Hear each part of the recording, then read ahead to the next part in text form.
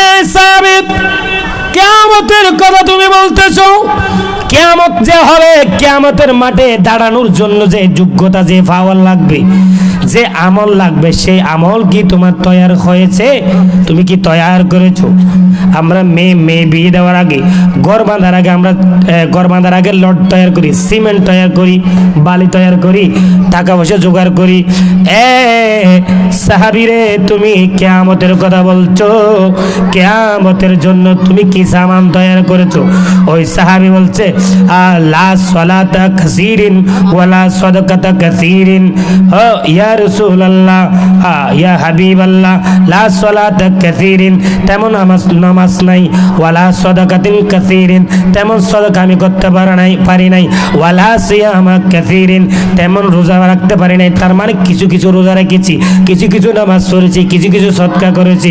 আমার নবী বলেন, তুমি যেগুলো রোজা রেখেছো এইগুলো তোমার জন্য নাজাতের উসিলা হবে। জোরে বলুন না সুবহানাল্লাহ। আমার নবী বলেছেন, তুমি সামান্য মাত্র রোজা রেখেছো, সামান্য মাত্র সদকা করেছো, সামান্য মাত্র নামাজ পড়েছো, এগুলো দিয়ে কি হবে এটা বলে নাই। আমার নবী কি বলছেন জানেন? আমার উম্মত, তুমি যে এইগুলো করেছো আর কেন বেশি করতে পারে নাই? হুজুর, বেশি যদি ইবাদত করতে না পারি, ইন্নী উহিব্বুল্লাহ ওয়া রাসূলাহু, ইয়া রাসূলুল্লাহ, ইয়া হাবিবাল্লাহ, আমি যদিও বেশি নামাজ পড়তে পারি নাই, বেশি সদকা করতে পারি নাই, বেশি রোজা রাখতে পারি নাই, আমি তবে ইয়া রাসূলুল্লাহ, আপনি রাসূল এবং আমার রব্বুল আলামিনকে আমি ভালোবাসি। জোরে বলুন না সুবহানাল্লাহ। আমার নবী বলেছেন, আনতা মা মান আহবাবতা, তুমি যাকে ভালোবাসো তার সাথে তোমার হাসর হবে। সুবহানাল্লাহ। আর অথচ আমাদের দেশে বলে সুন্নিরা মাজার উরুস করে পড়ে, হ্যাঁ নামাজ দোয়া নাই। আর আমার নবী বলতেছেন, তুমি যদি নামাজ অল্প করো, সদকা যদি অল্প করো, রোজাও যদি সামনে রেখেছো, তারপরে তুমি জান্নাতে যাবে, কারণ তুমি আমার রসুল এবং আমার আল্লাহকে ভালোবাসার কারণে। বলুন না সুবহানাল্লাহ।